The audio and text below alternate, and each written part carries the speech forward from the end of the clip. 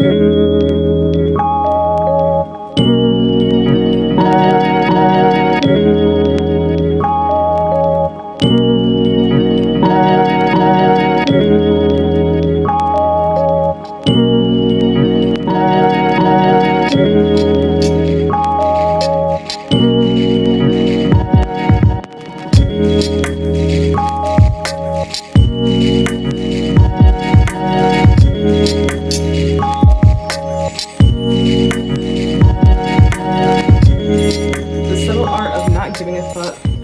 Counterintuitive Approach to Living a Good Life by Mark Manson. But I was like, nah, I'm not gonna read that book. Like, what can they tell me that I don't already know? I watch all these self-help people on YouTube, and I do a lot of self-help to myself. So what could he teach me? How could he help me? His book is essentially just based off philosophy, but he wrote it super duper casual, and I think it's a good read. I'm struggling. The number one lesson I got from this book was that I have choices. Bad things in my life has stuck out so much as something that I can't control. The book reminded me that regardless of all the struggles and pain I'm going through, I still have a choice every single day about what I care about. I kept thinking I had to care about certain things, but it's like, no, I don't. I can choose what I want to care about, and I can choose what I want to do. There is still choice within that constraint. And that has furthered me into looking at like the abundance I have in my life. I spent my whole life valuing things I didn't want to value because other people made me feel like I had to, or my peers, or the school system, or just the media, general media.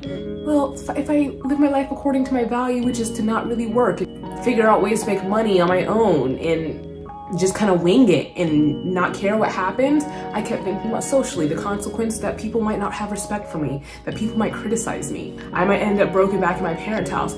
But then I was like, I still want to make the choice to say, I'm gonna do this. And just because I'm choosing this thing that could go wrong doesn't mean it will go wrong. So make the choice I wanna make. Second thing that this book really gave me was, he talks about pain versus suffering. He says, pain is inevitable. Pain is, you just can't stop pain. And I agreed with that. It's an emotion. Life is crazy, life is chaotic, it's random. You don't know what you're gonna feel, it's gonna happen. But he said, but you don't have to make yourself suffer. Suffering is whenever you start judging yourself for the pain you have.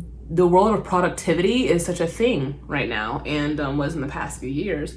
And every morning I'd wake up and immediately be like, I need to get up, make my bed, brush my teeth, do my face routine, moisturize, put sunscreen on because you can't forget sunscreen. I need to make a healthy breakfast, eat it, and then I need to exercise. And the moment I didn't do one of these things, I felt, oh, I'm so terrible. Not only am I having to deal with the discomfort of having a messy bed and the discomfort skipping my breakfast, or only to have to deal with that pain, now I'm dealing with the pain of the shame I'm constantly telling myself every time I don't do it. It hit me one day where I was like, well, Asia, every single day cannot be perfect. It's not humanly possible for anyone.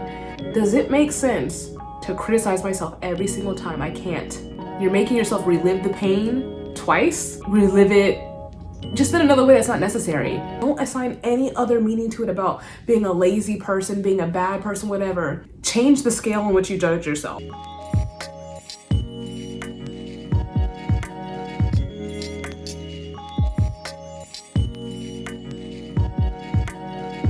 There's so many lessons in life to learn about the human mind in order for me to like regulate myself emotionally that I wasn't taught growing up like anyone was.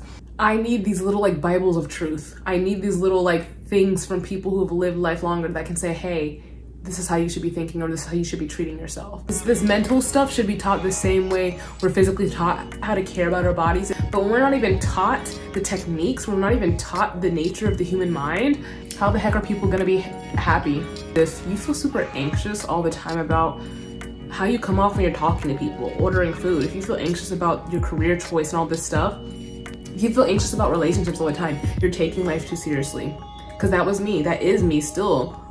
Whatever is going to happen is just going to happen. And you can survive that pain. I'm surviving the pain. You can survive the pain. Living according to some of the stuff in this book is making me way more at peace. A lout, a cheapskate, a deadbeat, and on his worst days, a poet. He's probably the last person on earth you would ever look to for life advice or expect to see. I'm not crazy about that reading voice. Okay, bye.